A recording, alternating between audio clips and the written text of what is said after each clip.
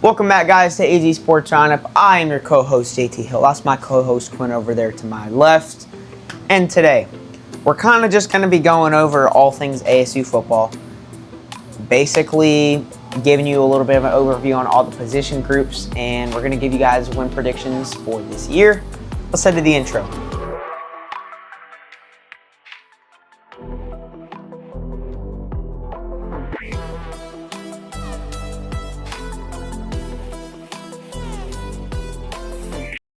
Okay, kicking it off, we're just going to start with who we think is the best at each position.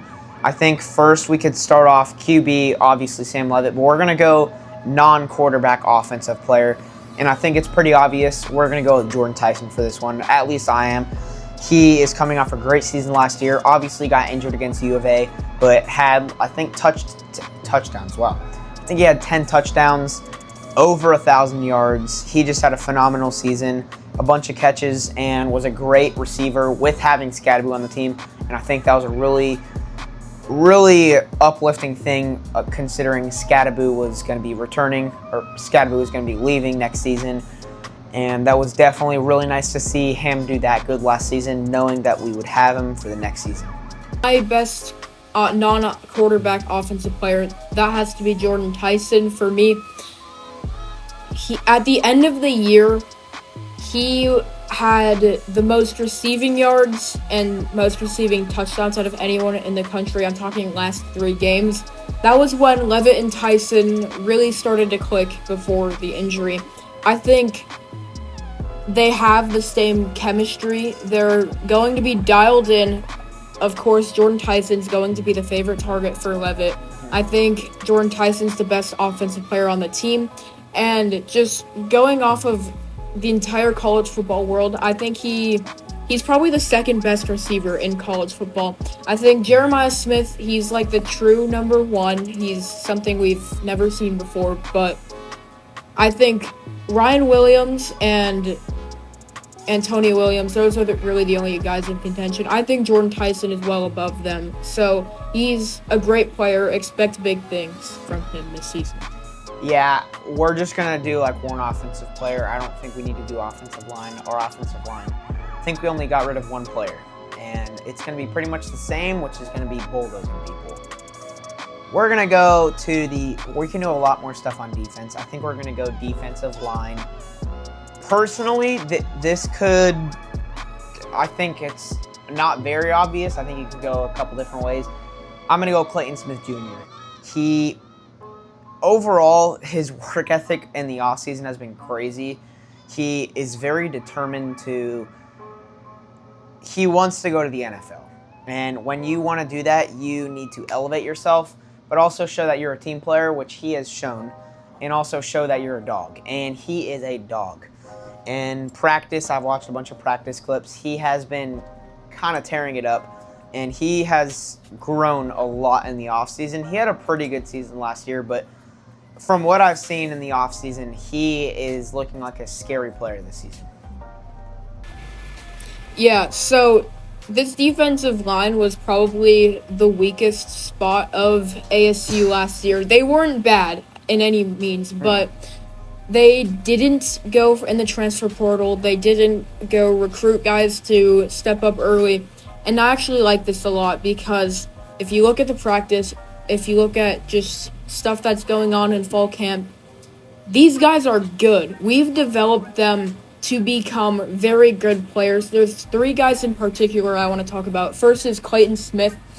If you look at him last year and now him this year, he's gained a lot. I think he gained 20 pounds, something like that. Last year, he looked like kind of a tight end, if you will. Yeah. And now this year, you could tell, this guy's a defensive lineman.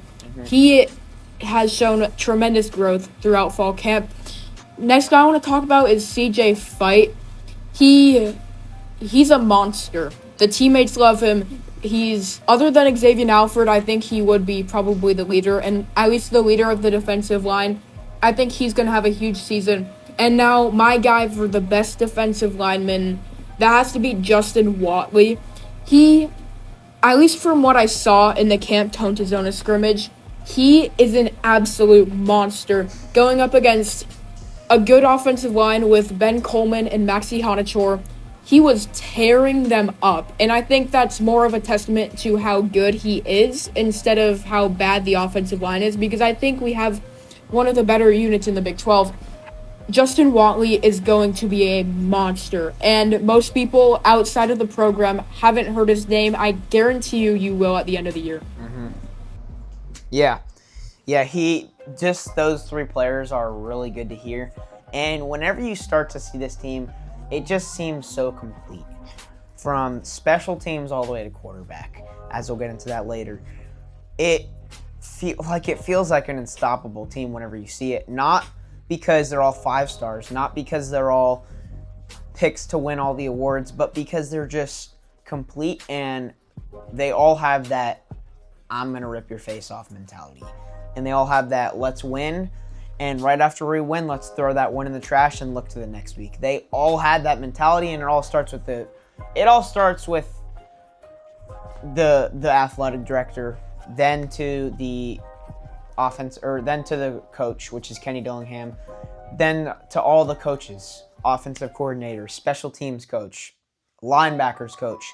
And it goes all the way down. And whenever I say this, I mean it from everywhere. The janitors for ASU, the people who do all the work. It's like everyone who contributes to these football players is helping this team. And I don't care what you say, the janitor is an important job, and that they are helping ASU.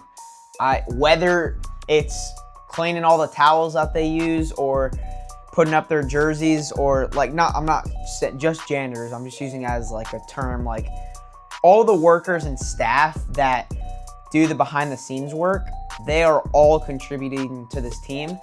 And that's what you see, a complete team, not just the players, not just the coach, everyone.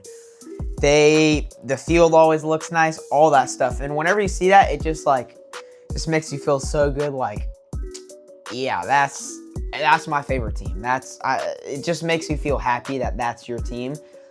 And it all looks really good for ASU right now. And next position group, we're going to go linebackers. I think I'm going to have to go with my boy Keyshawn Elliott. He is a dog. He actually had some pretty good plays against Texas. But all throughout the season, he was great last season. Kind of like Buda Baker. Like, he's just going to be tackling he's just going to be on the play a lot. And I really like his style of how he plays, and he's a great player. Yeah, so this linebacker room, of course they did lose Caleb McCullough, but they bring back Keyshawn Elliott, bring back Jordan Crook, bring back Cyrus Fiaseu. So the guy I'm looking forward to take the step up is Martell Hughes. So he made some great plays on special team. He was the guy that blocked the punt against UCF. I think he's going to get more than just a special teams role. I think he's going to be the Caleb McCullough replacement. Mm-hmm. And for best linebacker on this team, I still have to go with Keyshawn Elliott. He's a dog. He has kind of like what JT said, just wants to rip your face off kind of mentality. He is the leader of the linebacker position. He can do it all. Pass coverage, pass rushing. He's just a great player all around. And guys, whenever we're saying this, we're not knocking on all the other ASU players. This is just based, it's kind of what Quinn said. It's kind of the leaders of each group. We're not saying all the other players are trash. That is not what we're saying. Where a better term to say is not the best player, but the best overall just leader and their style of play. We are not knocking on all the other ASU players. We promise you that is not what we're saying. But we're going to kind of go with every position. We're not going to just go DBs. We're going to go cornerbacks and safety, because if we went just DBs, I feel like that would be kind of a hard one.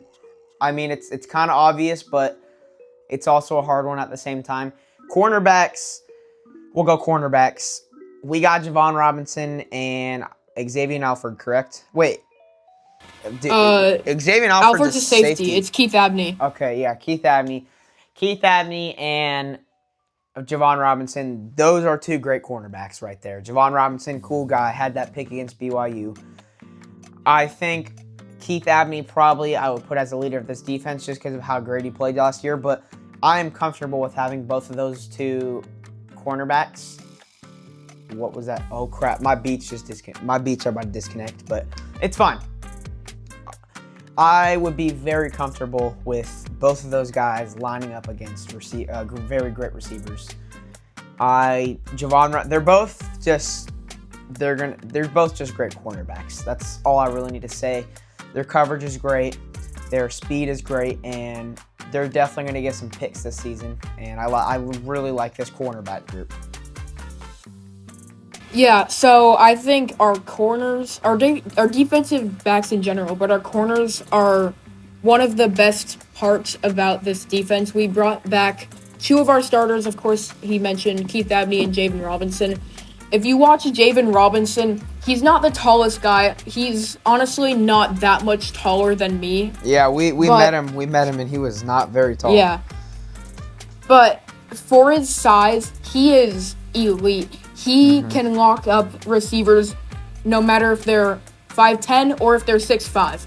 Just because he has the fundamentals to get it done. And then if you look on the other side, you have Keith Abney, he's a legit NFL prospect. I don't think he's going to go in the first round but I do think he's a guy that scouts are going to be watching him this season. I think he is a legit NFL prospect. The thing that interests me is the cornerback 3 position, the first sub in. Last year, that was LT Welch. He got kicked off of the team, and the guy that I think is going to step up is Rodney Bimage. He's made a lot of plays in fall camp, especially Tone to Zona. I think that he can do what it takes to step up in that LT Welch role. Overall, I really like this defensive back room, and with a lot of talented receivers in the Big 12, I think we have a great matchup here at secondary. Yeah. Quinn, I actually did not know that LT Welch got kicked off. Why?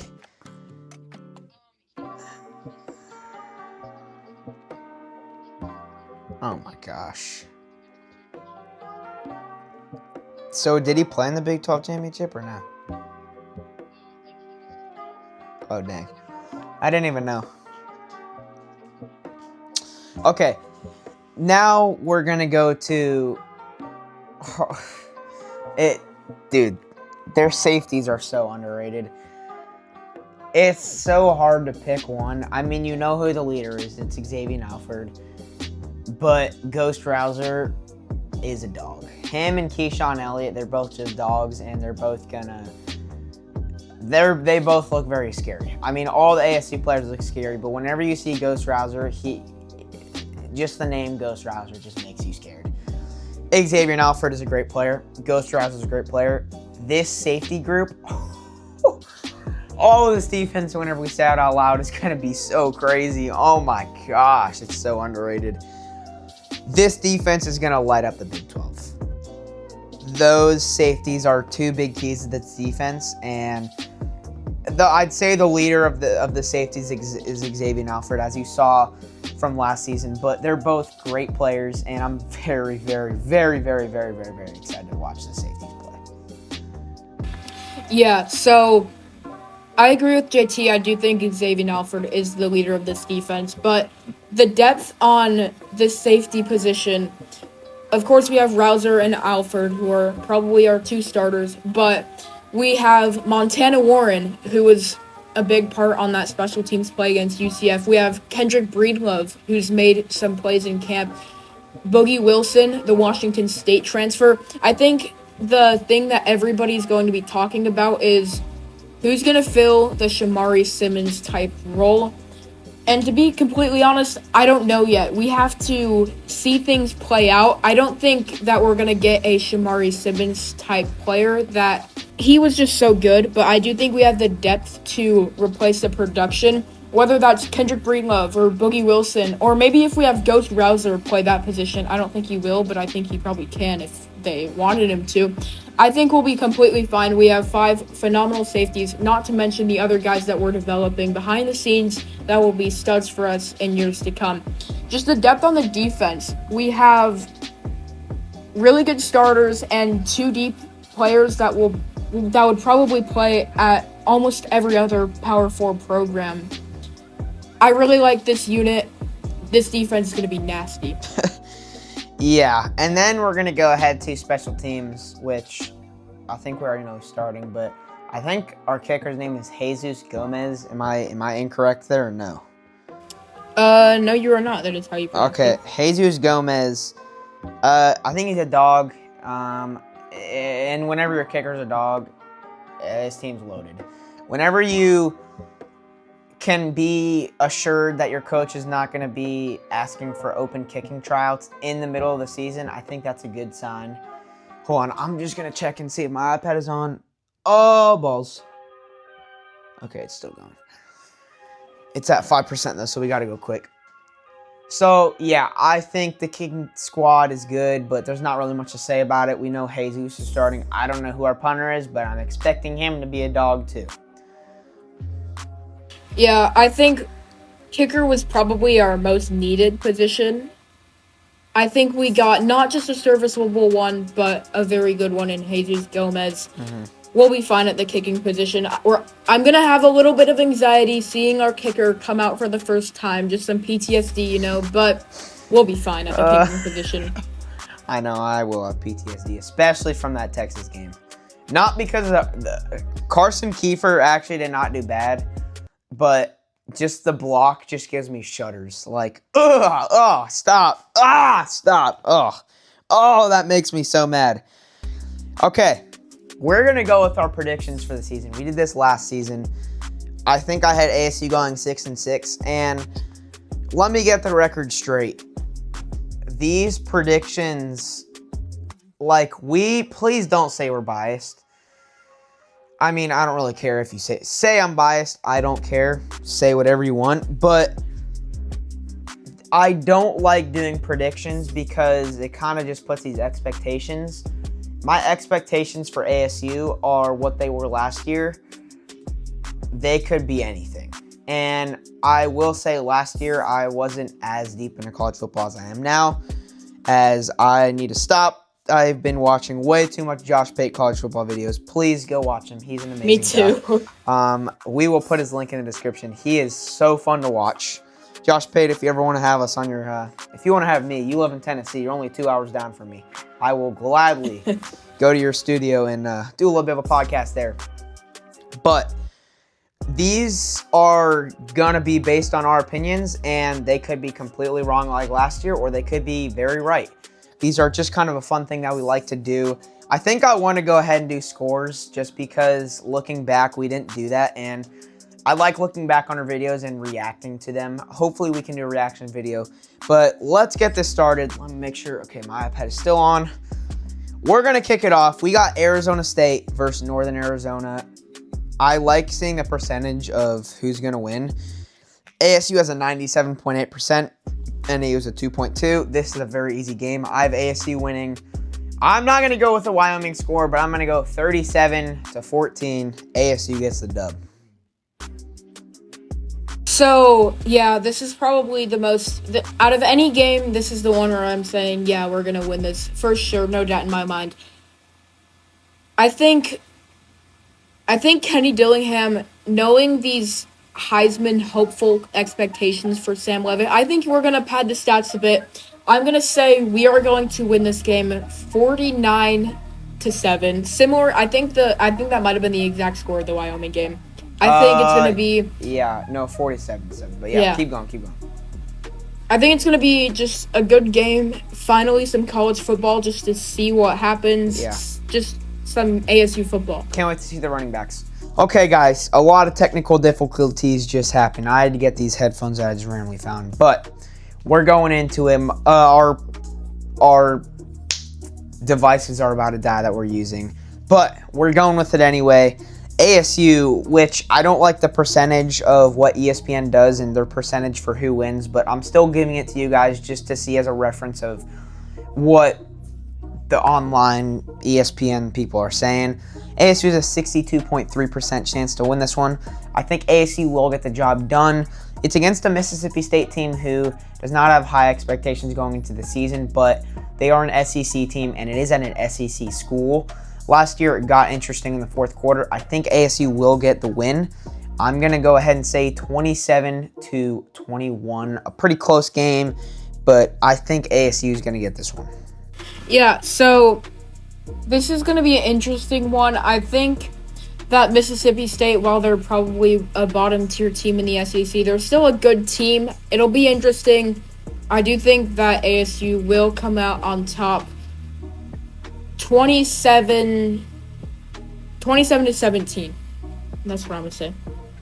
Okay, next we're going to go Texas State at ASU. ASU 91.3% chance to win according to ESPN. As I'm saying, I don't like this. But Texas State, I don't know much about them. I don't even know who their QB is. They're a good team. They are. They definitely made it interesting last year. But a lot of people are going to be thinking that Texas State will make it interesting this year. I don't think that'll happen. I got ASU winning 37, a high game, to 24. Yeah, I don't think it'll be nearly as close as it was. I do think Texas State is a pretty good team in the group of 5. I don't think that they are good enough to beat ASU. I have them winning 31-14. Okay, next we're going to go to our first conference game. Me and Quinn will be at this game. ASU versus Baylor, and it's at Baylor. This is their first conference game. ASU is actually not favored in this game, and Baylor is not ranked. So Baylor has a 53.5% chance to win. So ASU are the underdogs in their first conference game. This is going to be a tough match for ASU. Now, I had Baylor winning a while ago, but the more that I think about it, Baylor's non-conference schedule is very tough. I think Baylor's kind of going to be a little bit tired going into week 4, and I think ASU's kind of just going to deliver the knockout punch. Now, if Baylor does go undefeated in the non-conference regular season, non-conference schedule, I think ASU probably could lose this game, but I'm going to go with ASU in this one. A kind of shocking win, 28-24. Yeah, so I knew that ASU's not going to go undefeated. I think that they're better than all of these teams, but it's hard to get it done on a week in and week out basis. I originally predicted this to be ASU's one loss, but the more that I think about it, we match up very well against Baylor. Their weakness is probably their secondary. Our strength is probably our pass catchers.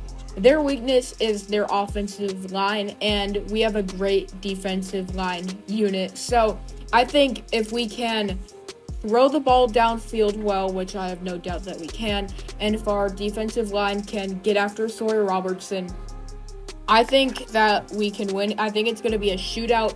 I have ASU winning 35-31. Yeah, that'll be a really awesome game. And that is the first game where I think ASU could get College Game Day. That would be crazy if College Game Day was there. But I just said it. That's my first time. That sucks. The fact that we can remember, though, is kind of crazy. But next, we got ASU versus TCU, and it is at ASU. This is a Friday night game, blackout. Hopefully, ASU has black jerseys. TCU, 32% chance. ASU, 67.5%. This is a game that I think TCU could take advantage of ASU after Baylor and kind of give them a big old knockout. But I think ASU is going to get this one done. People say blackout does not matter. The fans are going to be going crazy, and I really like this matchup for ASU. I think they're going to get the win. I think TCU's QB, Josh Hoover, I think. Is that his name? Mm-hmm. Yeah, he's pretty good. I think it'll be a very close game. I'm going to go with a high-scoring game, 38-35. Yeah, so TCU, of course, they bring back Josh Hoover, who is one of the better quarterbacks in the Big 12. The thing that I see with this game is if we can get pressure on Josh Hoover, I think we win the game pretty handily. He's more of a pocket passer. He doesn't run the ball that much. And with Clayton Smith, Justin Watley, CJ Fight, all rushing the passer, I think if we can get pressure on Josh Hoover, not even just a sack, well, a sack would be great, but if we can force him out of the pocket, force him to beat us with some on-the-run throws, I think that that's the key to victory. I think that Kenny Dillingham, Brian Ward, they know this. I think that ASU is going to get it done. I don't think it's going to be as close as some people think. I have them winning 31-21. Okay, next we got ASU after bye playing at Utah. October 11th, just one day before the Utah ASU last year. So it's literally almost the same exact time. This is the one where I'm going to have ASU losing. And Utah's going to be remembering that game. Don't be shocked if ASU wins this one. But I think ASU has a shot at going 12-0. But I also think ASU has a shot at going 6-6. And this is one of those games where I think ASU will lose. I'm going to have Utah winning 38. So, I'm making this on the spot. I like the score 35-27. I think Utah will win this game, and 35-28. I think Utah will win this game, and it'll be a tough one for ASU. I think I am also going to have ASU lose. I think on paper, ASU is a much better team than Utah. It's just the reason I have Utah winning this game is in the trenches. I don't think that this offensive line and defensive line will be tested very much before this game. Utah has the best offensive line maybe in the country, but at least in the Big 12. They have Spencer Fano, their offensive tackle. Serious NFL guy, might go in the first round. And on defense, they're always monsters on defense.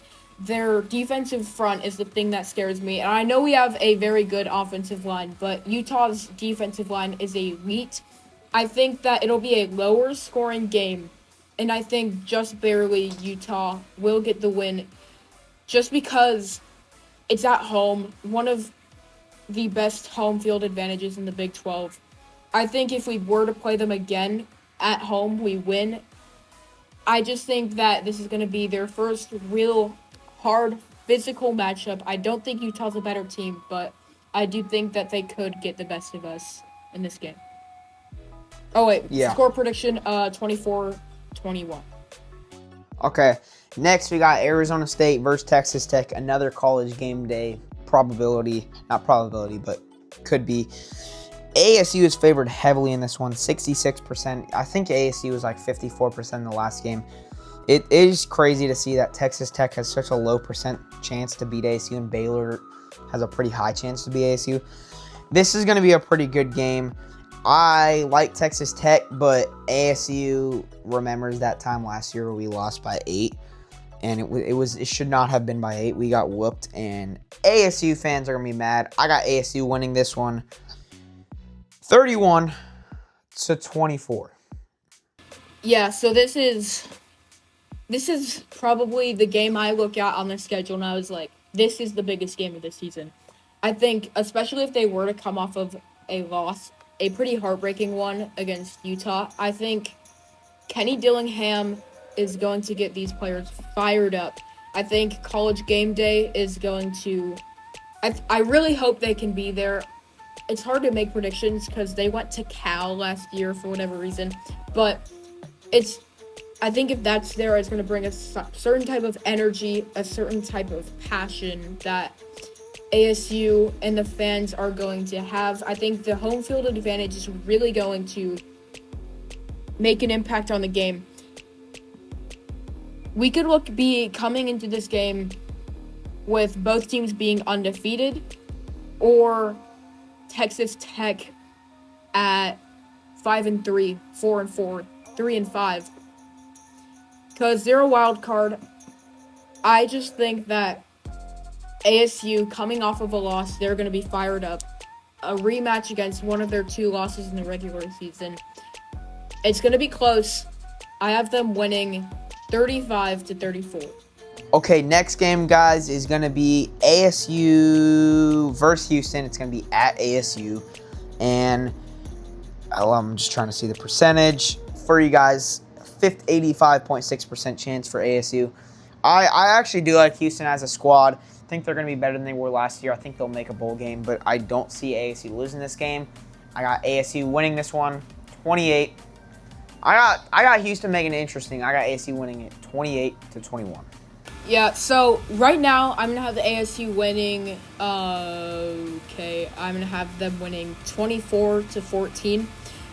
Houston can make it interesting because if you were to ask me who are your ASU type teams of last year, we're going from first to worst. I think Houston is my pick. I don't think they will, but they just have the potential. If Connor Wegman has the bounce back year and he taps into his potential that I know he has, they could be looking at a similar situation where ASU was at last year. I don't think that'll happen but it's so unpredictable. You never know. But Yeah. I do think that It's kind of like a UCF Yeah. from last year. It's just like a UCF game. I do think that ASU is the better team top to bottom. 28 wait. Whatever I said before, I kind of forgot. It was like 31, 14, something. Yeah, it was a big score. Okay, next game is going to be ASU at Iowa State. Another big, probably college game day game. I want to go Iowa State just because it's like, you want to be realistic here. I don't see ASU losing this game. Iowa State's pass defense, Quinn told me earlier, is not great, and I saw it on play against Kansas State. Kansas State definitely had some big plays later in that game. Iowa State is favored in this game, 53.6% chance, but I just can't not pick ASU, and it's not out of bias. It's out of whenever you hear the squad just out loud, as we told you guys earlier, it's how can you not see this team beat Iowa State? Iowa State's a great team. I think they have a chance at going to the Big 12 championship, but I got ASU winning this one 34-31.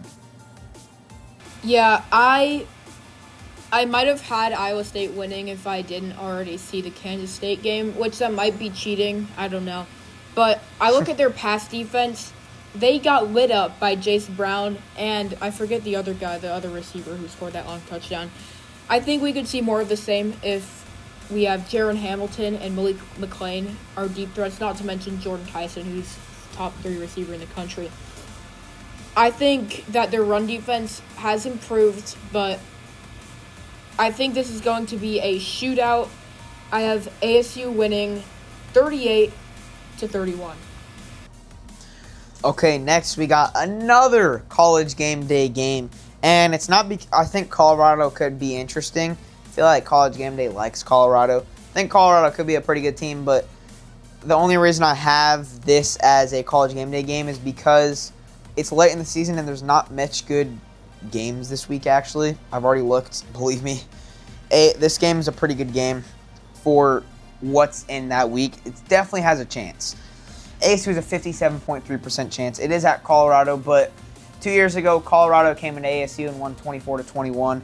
ASU is going to be remembering that, and I think they're going to have a little bit of a grudge on their backs after what that happened. And I think ASU will kind of give Texas or Colorado a little bit of their own medicine from 2 years ago and win 31-17.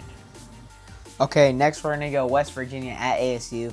I got to go with ASU in this one. This could definitely be like a trap game for ASU, but I think West Virginia, I don't know much about them this year. I don't think that they're going to get this one done. I think ASU definitely will get this one. Not a very low-scoring game, not a high-scoring game. I got 28-24. Yeah, so West Virginia, they brought back Rich Rodriguez, and the main thing they did, I think they got 6 running backs in the transfer portal, if I'm not wrong. So they're going to run the ball. That's what he wants to do. I think Nico Marchiol will be a decent quarterback in the Big 12. Maybe he can be just above average.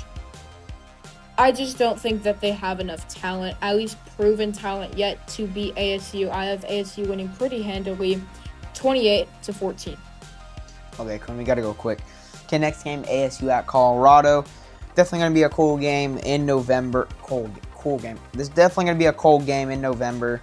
Late November. This could maybe be a big college game day, but Colorado definitely is not as good as last year. Caden Salter, I don't know what he's going to be able to do. And if their true freshman starts, that's just not a good look for Caden Salter. ASU will get the job done, 31-21.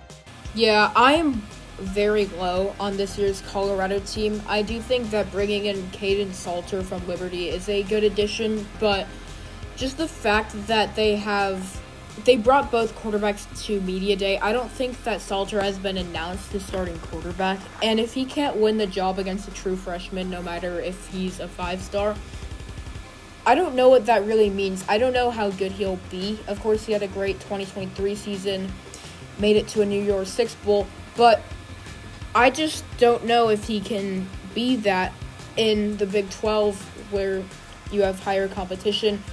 I think that this will probably be ASU's most convincing, actually probably second most convincing win in the Big 12, 31-10. Wow, that's a crazy game for Colorado. Yeah, last game of the season, U of A at ASU. Surprisingly, these tickets are like $70. I looked online. That's kind of crazy. I think it's just because they don't want a lot of U of A fans there and they want ASU fans to just do it. U of A fans aren't going to pay for all that gas money just to go pay $70 to watch them get whooped. ASU will easily manhandle U of A. I think U of A is going to make it interesting, but it'll be 41-14 ASU, finishing off the season 11-1, going to the Big 12 championship. Big, big, big stuff. Yeah, I think that this is probably the easiest game on their schedule. The only really tough part about it is that it's a rivalry game in not ASU. Well, yes, ASU, but Arizona's going to be fired up, especially coming off of that loss. I just think that ASU is the better team, top to bottom. I have them winning 42-3. Blowout win. Holy cow. Okay, thank you guys for listening to this podcast. We have been on call for 2 hours and 6 minutes.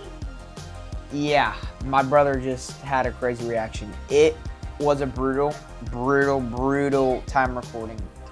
It was a brutal recording. It was a brutal recording. We had to keep charging our devices to record, and it just was not working, but we got it done. Thank you for watching. And last thing, we are at like 261 subscribers. By the time this video is out, we could be at more. I just want to say thank you from the bottom of our hearts. It means a lot. You guys do not have to do that. But obviously, if you want to, it would be awesome if you guys want to join the AZ Sports Roundup community. Thank you so much for the support. Our documentary did really well. Hopefully you guys liked it. And let's go Devils.